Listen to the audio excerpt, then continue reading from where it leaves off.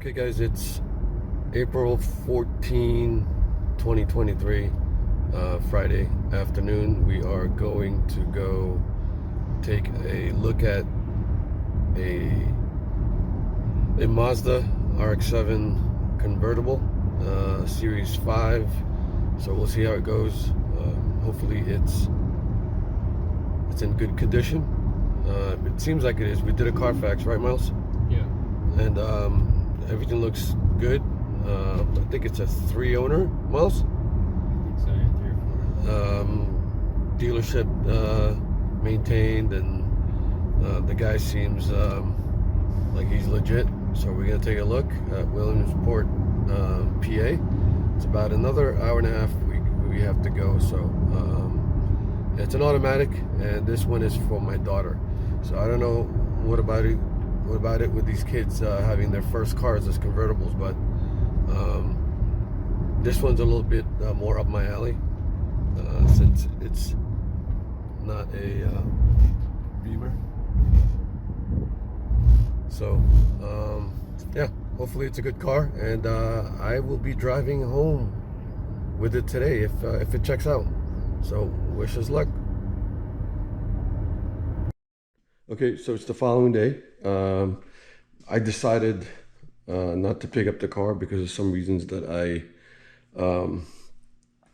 was a little concerned about. But after doing a little bit more research, I might be wrong on my diagnosis. So I'm going to go ahead and pick it up. I was able to renegotiate the price concerning the items that I did bring up. So Saturday morning, just gonna go ahead and pick it up, and worst case scenario, I have myself another project car. But one thing I've owned two 91 FCT2. This one's gonna be my first vert, but this one's going to my daughter. So anyway, I'll give you all the details when I get back with the car. I'm gonna go head out there now. It's gonna be about a 4-hour round trip, maybe about another half an hour or so, going over the details on the purchase, on the transaction, because here in PA you got to get your bill of sale notarized. So I'm gonna go ahead and go grab a plate that I'm gonna need, which I didn't bring yesterday, so that I can slap on the car. I might use one of the I'll probably use the FDs because it has a antique historic vehicle tag and it's an RX-7. That way less chances for me to, well, fingers crossed, to get pulled over, because it will not have inspections. Actually no, it does have inspection because it was just recently inspected. So I can okay, yeah, I guess I can grab any plate that I have that's extra here, and I got a whole bunch of them. So anyway, all right guys, round 2, but I gotta drive through this on the way back, hopefully not. Alright, we're here following the DFC to the Notary Public so that we can do the transaction.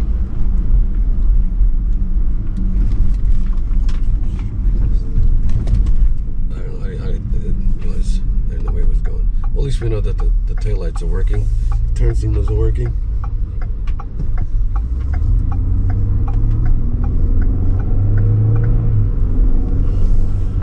Alright, we know both signals work. It's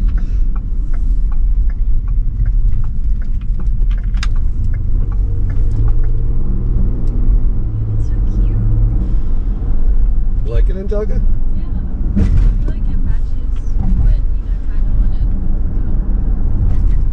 Yeah, I think so too. I think she's gonna like it. I'll try and buff it out for her tomorrow. Make it look nice and clean. The top there's no rips. It's clean.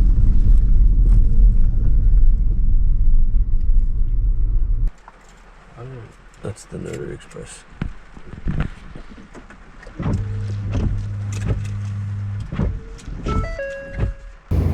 All right, on the way home, I had to stop at the Notary Republic to be able to notarize the transaction. So it looks like it cleared up.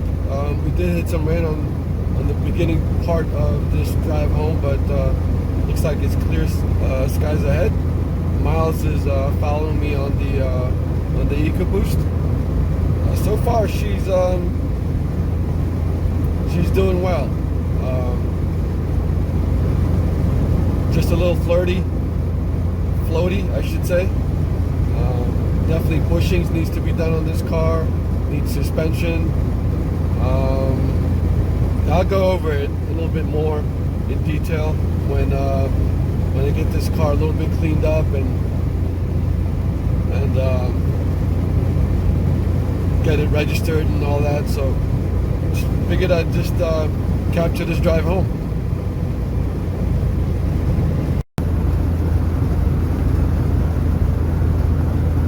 Okay guys, it is Sunday, the following day. So there she is. The NSX is outside. Had to move her out so that I can work on the FC.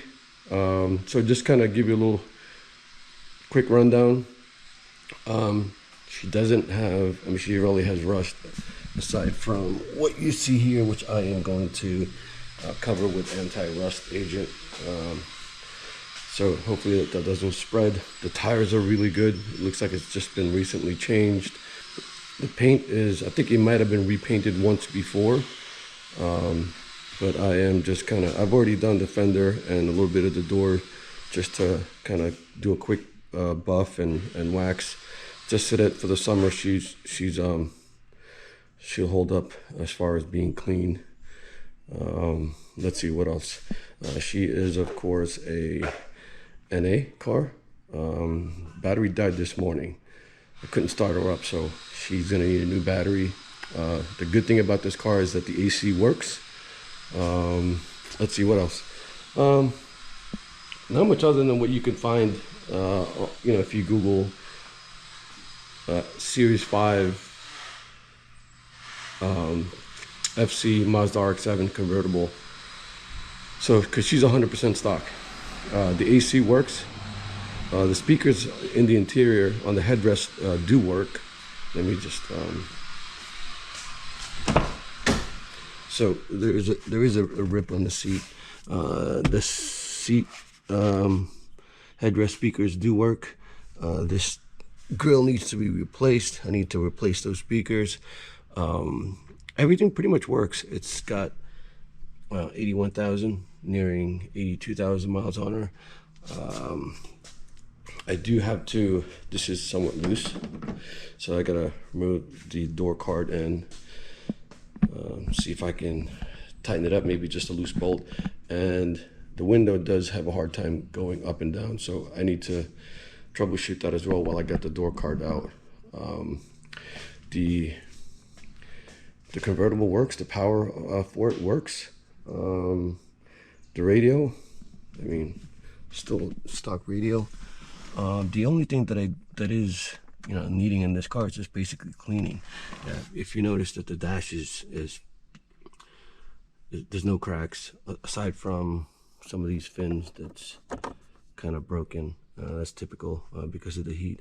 It is automatic because this is going to be prepped and made road safe for my daughter. There is possible issue, I'm not sure, but park doesn't really engage as well as it should. You have to wait for that light to go on, that it's in P, to ensure that it is in park. Yeah, what else? Not much. Not much else. The wipers work. Oh, the suspension is a little kind of skittish. I did drive her in the pouring rain on the way back, as you guys probably saw. That tested out the convertible. There's no leakage whatsoever. The flash to pass lens are all good. There is cracking on the parking light, but we will replace that.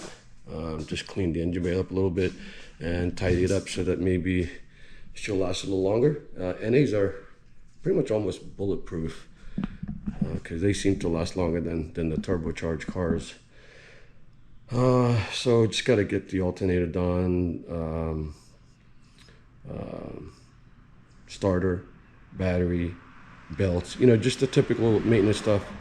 She did just pass inspection, March of this year. So she's got a year, but she is an antique, so she doesn't really need the inspection. I have to register her this coming week as antique because she is 34 years old. So there's no rips on the top, but as you guys can see, she's pretty clean. Just a lot of pollen right now in the car. That exhaust pipe is sticking out further than the passenger side, so that's just an adjustment. But I'm probably gonna go see if I can get my daughter a racing beat exhaust just to complement the rotary noise. So we got a little spider going on here.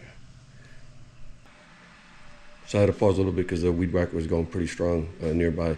So it's still going, but it's further away. So hopefully you guys can hear me. And as I mentioned, the suspension was a little skittish. Definitely needs new bushing. She drives like a 34-year-old car. So probably get ground controls and conies. I think that is the best setup for at least track proven for me. And the fact that you can adjust the dampening should be good for the streets as well. And then maybe I don't know, no, not much else, because she's going to be daily, and I wanted to make sure that she's road safe for my daughter to be driving around. So she's going to be taking this to college. Right now she's just taking a bus at school. She's dorming out there, so hopefully this is going to give her some independence. So there's some dings on the door, which is fine. I don't expect this to be a show car, just something to get her going. And once she is done with it and she's feeling like she needs a newer car or something, I'll take it off her hands and do a Turbo 2 manual swap. So let's see what else. That's pretty much it. There's not much to it. Just wanted to go over in addition to the JDM garage. So wanted to just kind of highlight that a bit. So yeah, let me know what you guys think. If you have any ideas on what I should do in addition to some of the stuff that I've already mentioned. But other than that, I don't know. Maybe she's probably gonna want CarPlay or something. She's one of those iPhone users. Boo. But anyway, so I'm gonna try to see if I can do the rear quarter panel now. Just buff it a little bit, and I don't know if you guys can see, but it's pretty filthy at the moment. So, and as far as the fenders in the door, I've already pretty much cut it. It's got a little dust on there, so, but got a little more to do just to make sure that she doesn't look too clapped out. But anyway, all right, guys. Hopefully you like it. And like I said, any ideas, comment down below, and follow through what we do with the Vert and the other cars. So this is, yeah, anyway, I'll cover that in the next video. Almost done. Okay, guys, just want to cover something real quickly. I was getting ready to move her back to her spot in front of the house. Pretty much done for the day. I didn't really get to do much. I just kind of did a quick clean on the driver's side of the car. I still need to do the front, the hood, the rear, and the passenger side. But anyway, just wanted to cover something real quick that's should be simple enough, and folks should be aware of. But I've recently come across where something that seems to be understood isn't really understood. So I was trying to get her back. I was trying to get her started, to get her going, but she wouldn't start. Basically got nothing. So right away I'm thinking ignition switch, starter, battery. I don't know. I was just thinking the worst because I just got her. So anyway, so what I did was I checked the battery, got my V meter, and what most people do is they put their leads onto the connector and think that that's the actual value. But most of the time, if there is gunk or it's not getting the proper connection, you're not going to get the actual charge that the battery can put out. So what you do is you need to make sure that you put your leads on the post. You put these leads, of course, red, positive, black, negative. You put it on the post, and that's when you're going to generate the actual voltage on the battery. And so what I did was I got 12.5 on the battery, but on the connector I was only getting 10. So I knew that it was just a connection that was the issue. So I cleaned it, used a little bit of this, and took some wire brush and cleaned the, made sure that there's proper contact, and she started right up.